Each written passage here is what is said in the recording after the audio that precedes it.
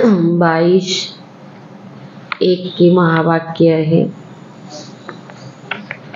बाबा हमें संपूर्ण पावन बनाने के लिए आए हैं।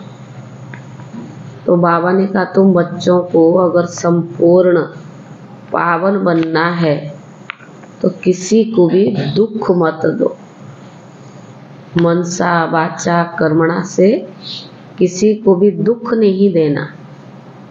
तो बाबा ने कहा ना कोई विकर्म करना। अगर विकर्म करेंगे तो पावन नहीं बन सकते हैं। पर आज बाबा ने मुरली में कहा कि बच्चों से रोज कोई ना कोई विकर्म होता जरूर है, क्योंकि अभी कोई भी विकर्म से मुक्त नहीं बने हैं। छोटा बड़ा कोई भी विकर्म होता रहता है। उसका मूल कारण बाबा ने बताया कि बच्चों में देह अभिमान बहुत है। जब देही अभिमानी बनेंगे तब जाके विकर्म नहीं होगा।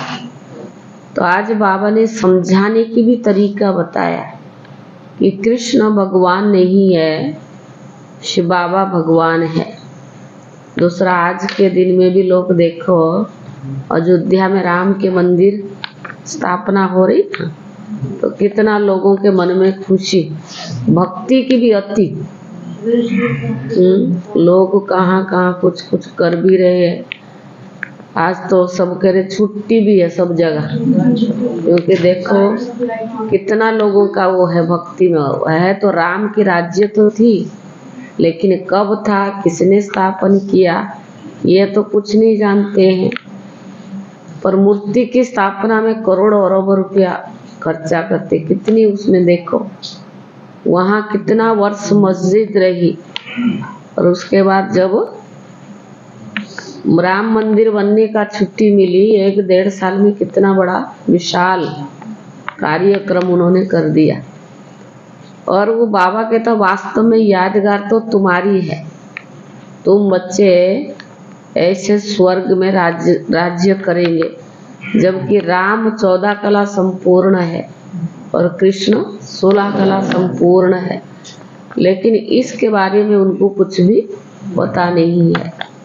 तो बाबा ने कहा तुम बच्चों को समझाने की भी सहज युक्ति रचनी है, पर तब रच सकेंगे जो देह अभिमान कम होगी। सारे मीठे बच्चे, तुम्हें संपूर्ण पावन बनना है, इसीलिए कभी किसी को दुख नहीं दो।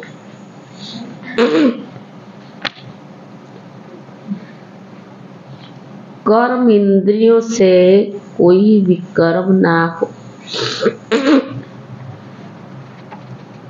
सदा बाप के फरमान पर चलते रहो।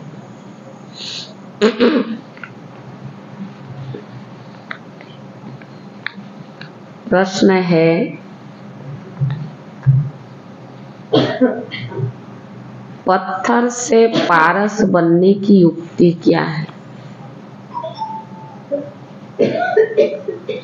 कौन सी बीमारी इसमें विघ्न रूप बनती है?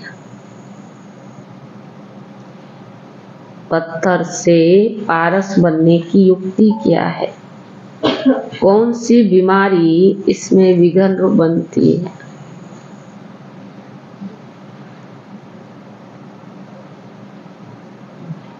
उत्तर है, पत्थर से पारस बनने के लिए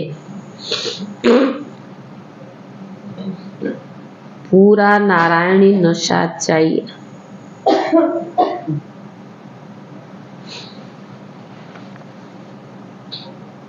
देह अभिमान टूटा हुआ हो,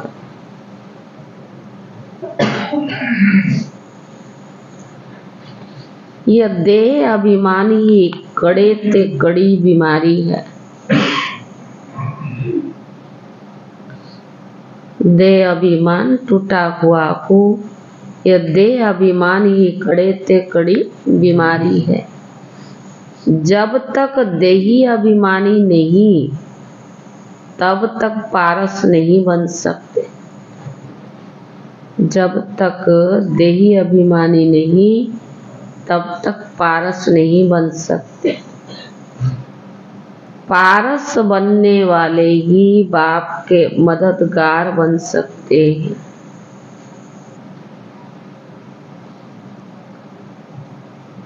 पारस बनने वाले ही बाप के मददगार बन सकते हैं। दूसरा, सर्विस भी तुम्हारी बुद्धि को सोने का बना देगी। सर्विस भी तुम्हारी बुद्धि को सोने का बना देगी।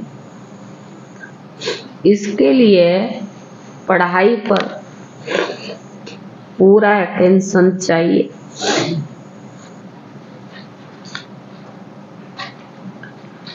ओम शांति।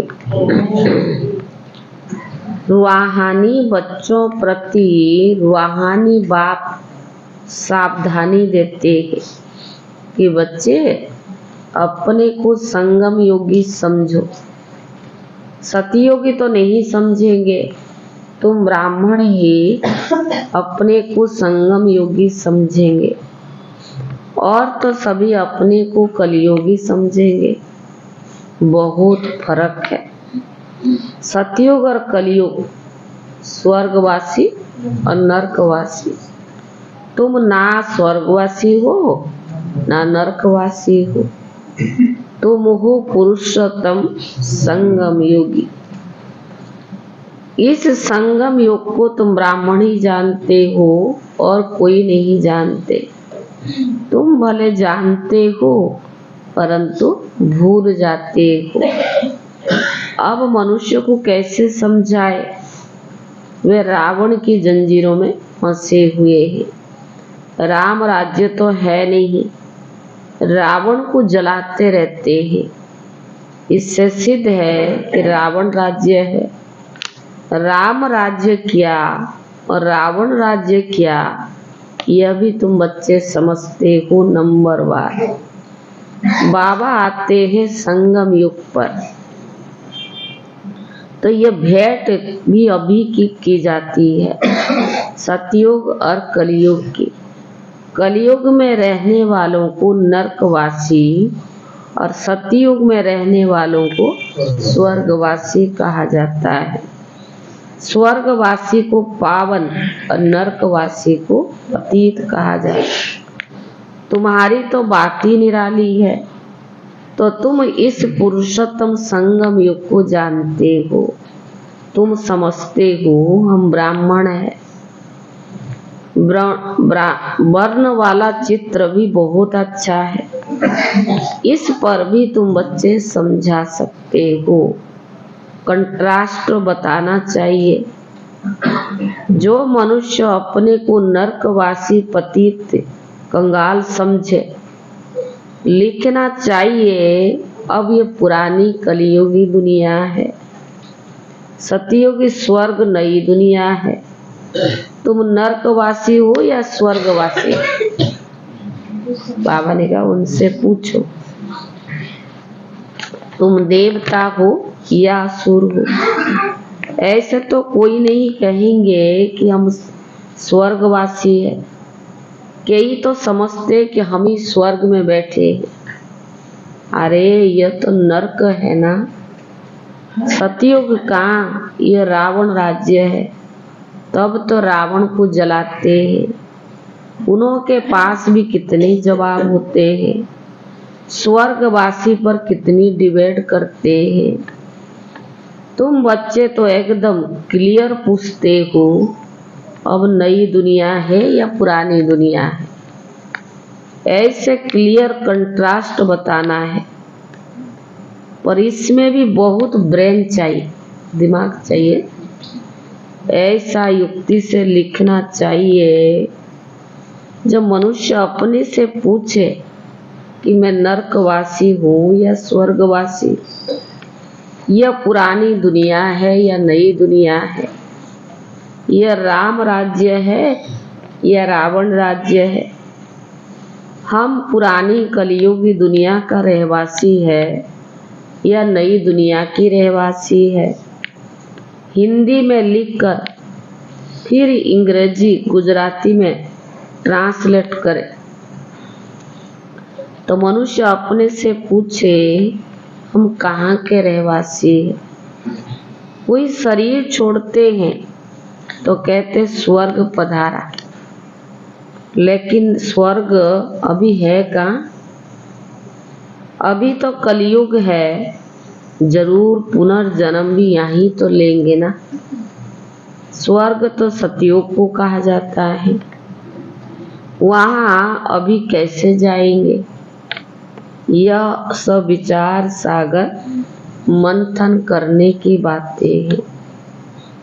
ऐसे क्लियर कंट्रास्ट हो उनमें लिख दो भगवान वाच। और एक अपने से पूछे कि सतयोगी राम राज्य निवासी हो या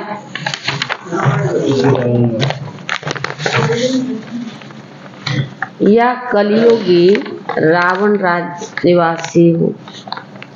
तुम ब्राह्मणों को संगम वासी, तुमको कोई भी जानते नहीं, तुम सबसे न्यारा हो, पर तुम सतयुग और कलयुग को यथार्थ रीति जानते हो।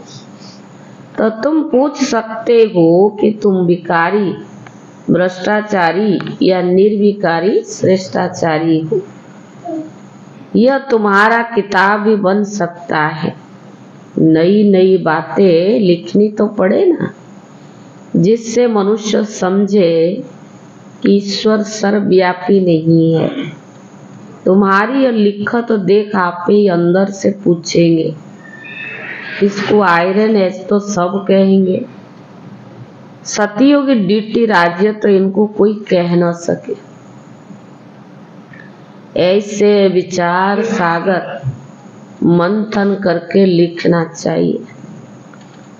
पर जो अटेसु अर्जुन, गीता में अर्जुन का नाम दे दिया है। बाबा कहते ये गीता है, उसमें आटे में लून यानी नमक, कितना आटा में कितना लून डालते। लून और पानी में कितना फर्क है, वह मीठा और वह खारा। लून और चीनी में कितना फर्क है, वह मीठा और वो खारा। श्री कृष्ण भगवान उवाच लिखकर गीता को ही खारा कर दी है। मनुष्य कितना दलदल में फंस पड़े हैं, विचारों को ज्ञान के राज का भी पता नहीं। ज्ञान भगवान तुमको ही सुनाते हैं और किसको भी पता नहीं है।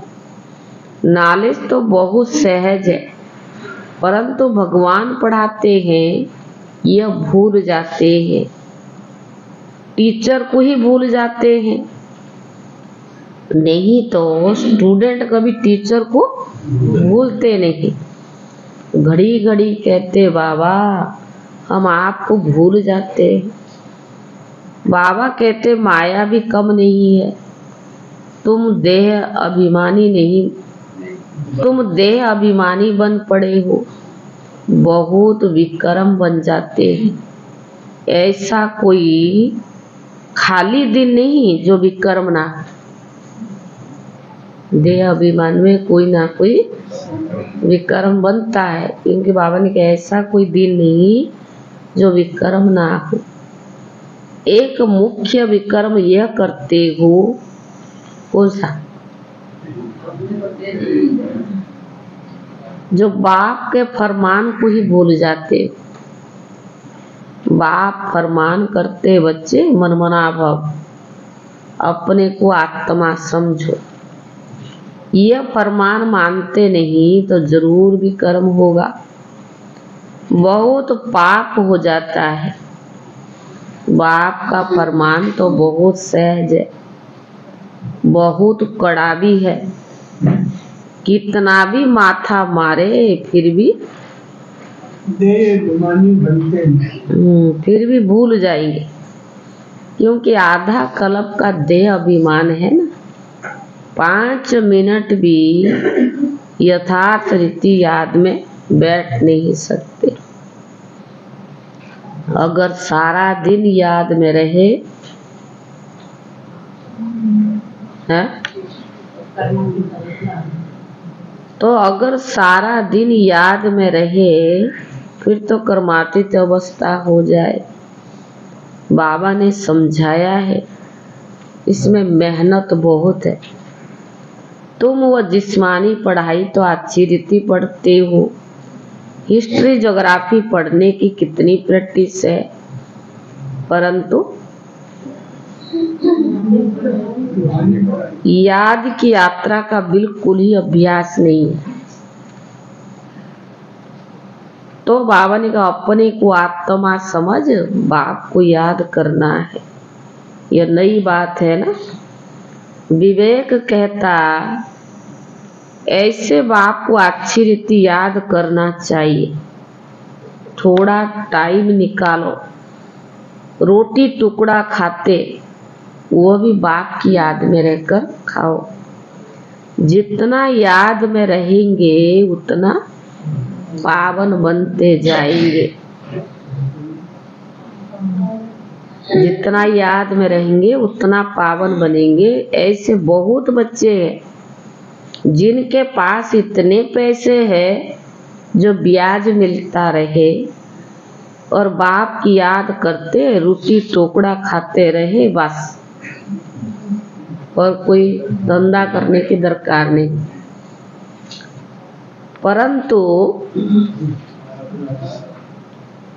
परंतु माया याद करने नहीं देती है। कल्प पहले जिसने जितना पुरुषार्थ किया होगा उतना ही तो करेंगे ना, परंतु टाइम लगता है। कोई जल्दी दौड़ी लगाकर पहुंच जाए ये हो न सके। तो बाबा ने कहा इसमें तो दो बाप है। बेहद के बाप को अपना शरीर है नहीं, वो इनमें प्रवेश होकर ये बात करते हैं। तो बाप की श्रीमत पर बच्चों को चलना चाहिए। बाप बच्चों को यह श्रीमत देते, कौन सा,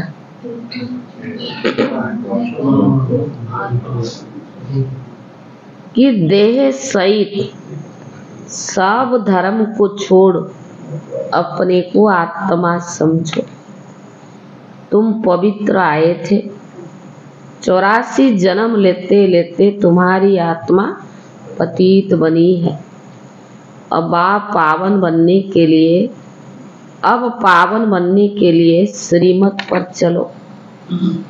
तब बाबा गारंटी करते हैं, अगर श्रीमत पर चलेंगे तो बाबा क्या गारंटी करते कि तुम्हारे सब पाप कट जाएंगे, तुम्हारी आत्मा कंचन बन जाएगी।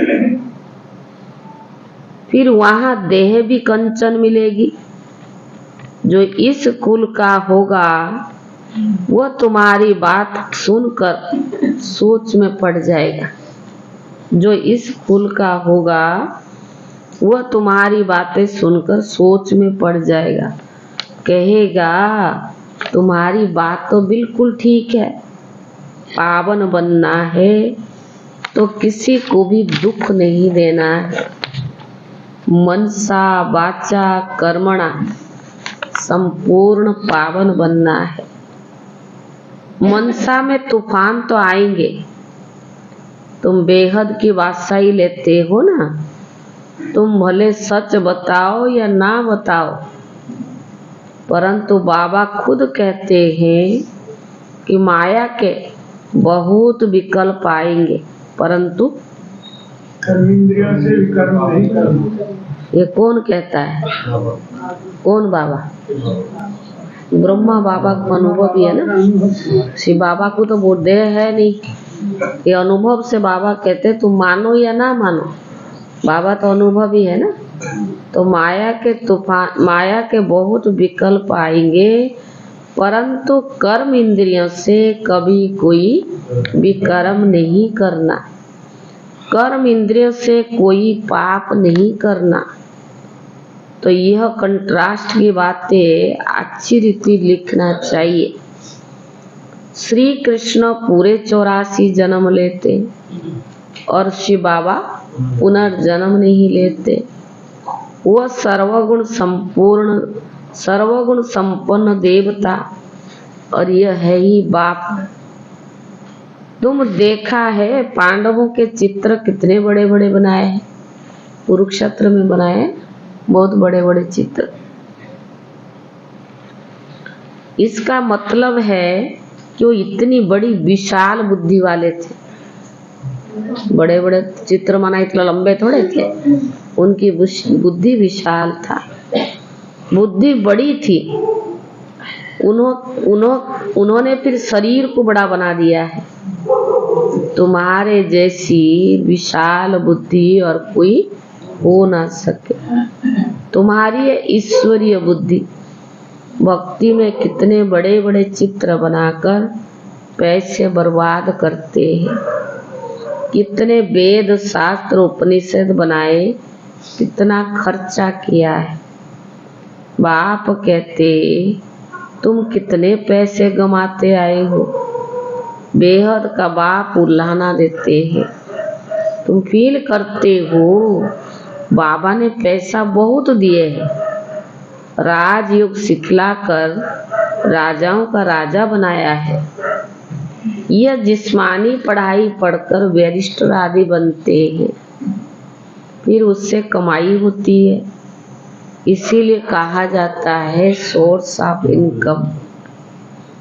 यह ईश्वरीय पढ़ाई भी सोर्स ऑफ इनकम है, जिससे बेहद की बादशाही मिलती है। भागवत रामायण आदि से कोई नॉलेज नहीं है, एम ऑब्जेक्ट कुछ भी नहीं है। बाबा जो तुमको बाप जो नॉलेजफुल है वो बैठ तुम बच्चों को समझाते हैं। ये बिल्कुल नई पढ़ाई है। वो भी कौन पढ़ाते हैं?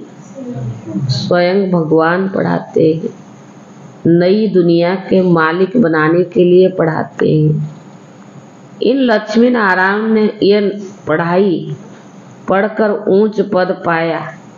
कहाँ राजाई और कहाँ प्रजा, फर्क तो है ना। राजा प्रजा में कोई की तकदीर खुल जाए तो बेड़ा पार। स्टूडेंट समझ सकते हैं कि हम पढ़ते हैं और फिर पढ़ा भी सकते वा नहीं। पढ़ाई पर पूरा अटेंशन देना चाहिए। पत्थर बुद्धि होने के कारण कुछ भी समझते नहीं। तुमको बनाना है सोने की बुद्धि, वह फिर इन्हों कोई बनेगी जो सर्विस में रहेंगे। बेज पर भी किसको समझा सकते हो कि बेहद के बाप से बेहद का वर्षा ले लो। भारत स्वर्ग था ना, कल की तो बात है। कहाँ 5000 वर्ष की बात और कहाँ फिर लाखों वर्ष की बात। कितना फर्क है। तुम समझाते हो तभी समझते नहीं, जैसे कि बिल्कुल पत्थर बुद्धि है। यह बेज तुम्हारे लिए जैसे गीता है, सारा ज्ञान है ना इसमें। तो बाबा ने कहा बेज जैसे कि तुम्हारे लिए गीता है, इसमें सारी पढ़ाई है। मनुष्यों को तो भक्ति मार्ग की गीता ही याद रहती है। अभी तुम बाप द्वारा गीता सुनते हो, उससे 21 जन्मों के लिए सदगति को पाते हो। शुरू में तुमने भी गीता पढ़ी है, पूजा भी तुमने शुरू की है। अब पुरुषार्थ कर गरीबों को भक्ति मार्ग की जंजीरों से छुड़ाओ। कोई ना कोई को समझाते रहो, उनमें से 1-2 तो निकलेंगे ना। अगर 5-6 इकट्ठे आते, कोशिश करो अलग अलग फॉर्म भराए, अलग अलग उनको समझाना चाहिए। नहीं तो उन्होंने एक भी ऐसा होगा तो औरों को भी खराब कर देगा। फॉर्म जरूर अलग भराओ, एक दो को देखे भी नहीं। संग का बहुत होता है ना, तो वो समझ सकेंगे। यह सब युक्तियां चाहिए, तब तुम सक्सेसफुल होते जाएंगे। 18 जनवरी को ना एक मोहिनी दीदी का संदेश आया है, जो जाते हैं ना वतन में बाबा को भोग लेकर के, वो आया तो उसमें मधुबन रोजरी में जो यज्ञ के लिए कोई भी समाचार रोजरी में आता, उसमें मैं कल पढ़ रही थी, तो उसमें खास बाबा ने इशारा दिया है ब्राह्मणों को कि वर्तमान समय जो चल रहा है, बच्चों को संग दोष से बच के जरूर रहना है। अगर संग बाबा के बजाय कोई ऐसे संग मिल जाता है तो आपकी सारी पढ़ाई चट हो जाती है। और भी 2-3 बातें उसमें है, लेकिन बाबा ने 2-3 बार दीदी सुना रहे थे संदेश, तो संग के ऊपर खास बोला जो वर्तमान समय चल रहा है। यह सब युक्तियां चाहिए, तब तुम सक्सेसफुल होते जाएंगे। बाप भी व्यापारी है, जो होशियार होंगे वो अच्छा व्यापार करेंगे। नहीं तो एक भी ऐसा होगा जो औरों को खराब कर देगा। फॉर्म जरूर अलग अलग भराओ, एक दो को देखे नहीं, तो ये समझ सकेंगे। यह सब युक्तियां चाहिए, तब तुम सक्सेसफुल होते जाएंगे। बाप भी व्यापारी है, जो होशियार होंगे वो अच्छा व्यापार करेंगे। बाप कितना फायदा में ले जाते हैं। झुंड इकट्ठा आए तो बोलो फॉर्म अलग अलग भराना है। अगर सब रिलीजियस माइंडेड हो, इकट्ठा बिठाकर पूछना चाहिए, गीता पढ़ी हो? देवताओं को मानते हो? बाबा ने कहा है भक्तों को ही सुनाना है। हमारे भक्त और देवताओं के भक्त वो जल्दी समझेंगे। माना शिव बाबा के भक्त और देवताओं के भक्त। पत्थर को पारस बनाना कोई मासी का घर नहीं है। देह अभिमान कड़े ते कड़ी बहुत गंदी बीमारी है। जब तक देह अभिमान है,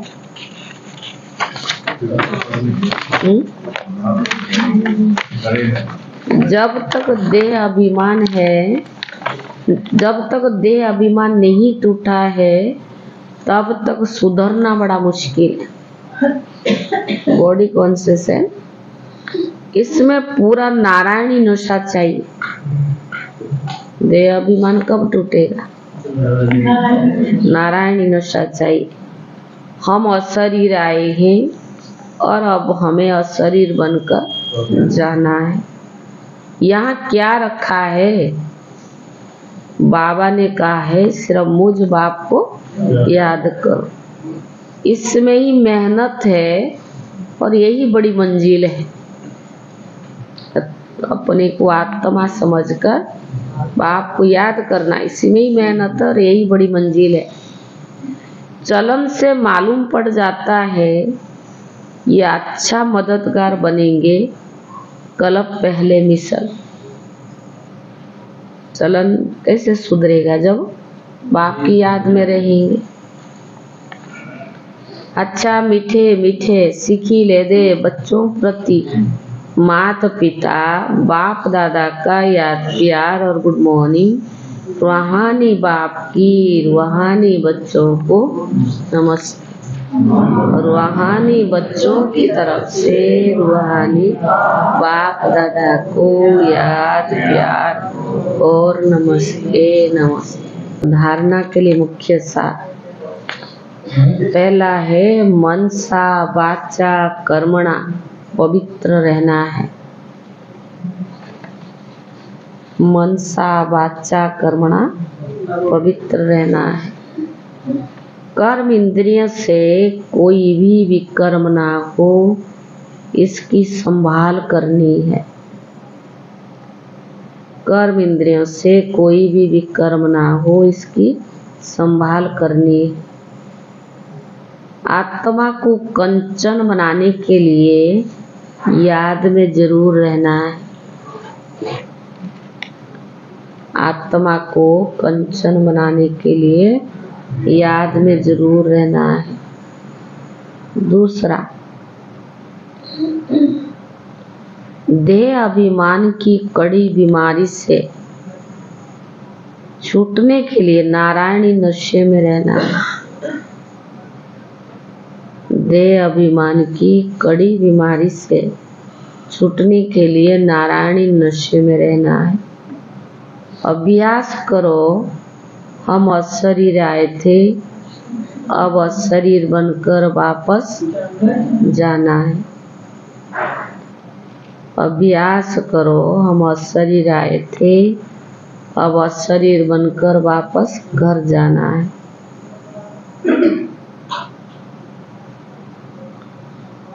वरदान, योग करने और कराने की योग्यता के साथ साथ योग करने और कराने की योग्यता के साथ साथ प्रयोगी आत्मा भव।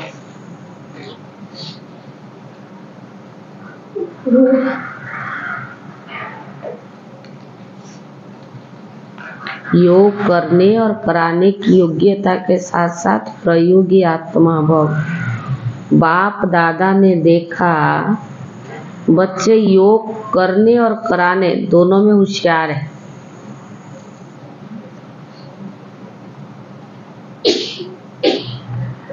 तो जैसे योग करने और कराने में योग्य हो, ऐसे प्रयोग करने में योग्य बनो और बनाओ। अभी प्रयोगी बनने की, प्रयोगी जीवन की आवश्यकता है। अभी प्रयोगी जीवन की आवश्यकता है। सबसे पहले चेक करो कि अपने संस्कार परिवर्तन में कहाँ तक प्रयोगी बने हैं। Question mark. सबसे पहले चेक करो कि अपने संस्कार परिवर्तन करने में कहाँ तक प्रयोगी बने हैं, क्योंकि श्रेष्ठ संस्कार ही श्रेष्ठ संसार के रचना की नींव है। श्रेष्ठ संस्कार की श्रेष्ठ संसार के रचना की नींव है। अगर नींव मजबूत है तो अन्य सब बातें स्वतः मजबूत हो ही पड़ी है। अगर नींव मजबूत है तो अन्य सब बातें स्वतः मजबूत हो ही पड़ी है।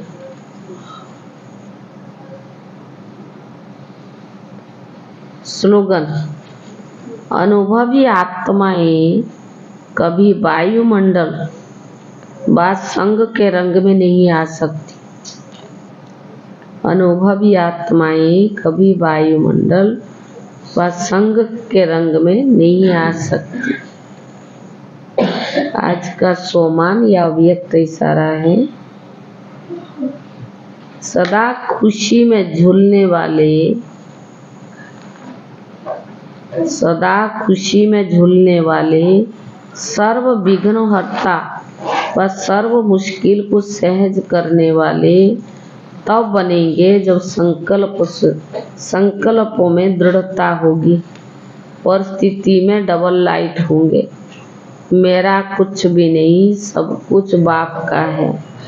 जब बोझ अपने ऊपर रखते हो तब सब प्रकार के विघ्न आते हैं। मेरा नहीं तो विघ्न भी नहीं, मेरा नहीं तो विघ्न भी नहीं। ओम शांति।